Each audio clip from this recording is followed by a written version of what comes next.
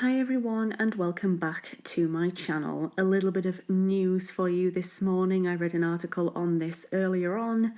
A 25-year-old gentleman was discriminated against by the Cheshire Police Force back in 2017 simply because he was white, male and heterosexual. The police force claimed that they did this because they wanted a more diverse range of characteristics within the police force. This has, of course, shattered the gentleman's long life dream of joining the police. Matthew Furlong explains that, quote, "Had I lied on my interview form and said I was bisexual, there is a strong possibility I would be working for the Cheshire Police now," end quote.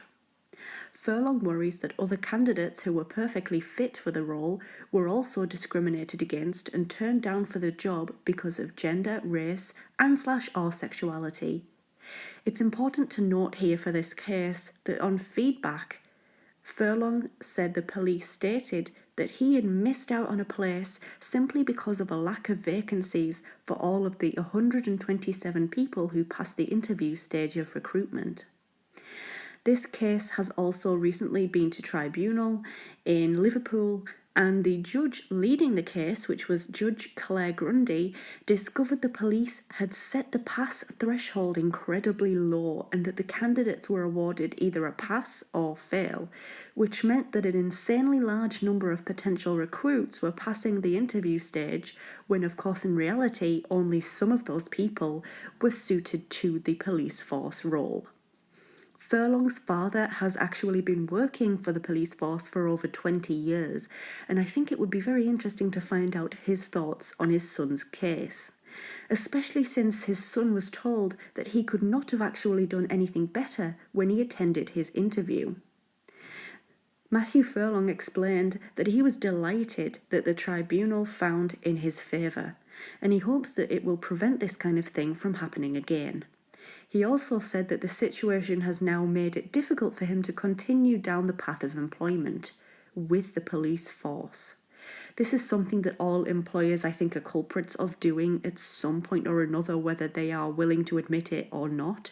I have heard stories from people I know about their workplace only wanting to recruit blonde-haired women who they deemed to be attractive. This kind of thing happens all the time, unfortunately. And as for the Cheshire Police, they've actually made a statement on this case which states, quote, "We have been notified of the outcome of the tribunal and will review the findings over the coming days," end quote.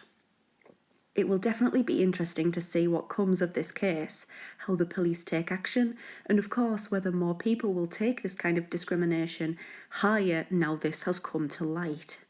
Unfortunately though, I think this kind of thing happens all too often, which I briefly explained previously, and I myself am not too sure on how we can really prevent this from happening other than that we stand up for ourselves and take it higher if we feel like we need to. Of course, we should be embracing a more diverse range of people within any workplace, but of course it should be done fairly and should never be done unfairly.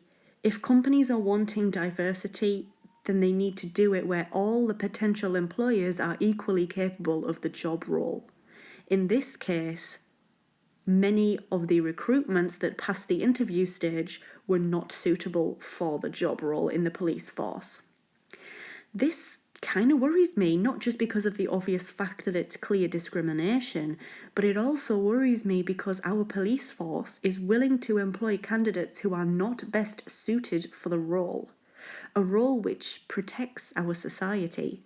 The police force are an important part of keeping the public safe and making sure those who do not obey the law see the consequences for their actions.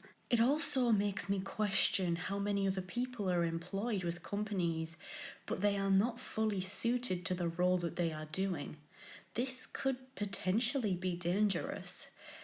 But what do you think on this situation? Please feel free to let me know in the comments section down below. If you liked this video, make sure to leave it a thumbs up. If you are new here, click on that subscribe button, and I hope to see you in my next video. Every single source that I use to create this video will be linked in the description box down below, along with all of my playlists with this kind of content in it. Thank you so much, and I'll see you next time.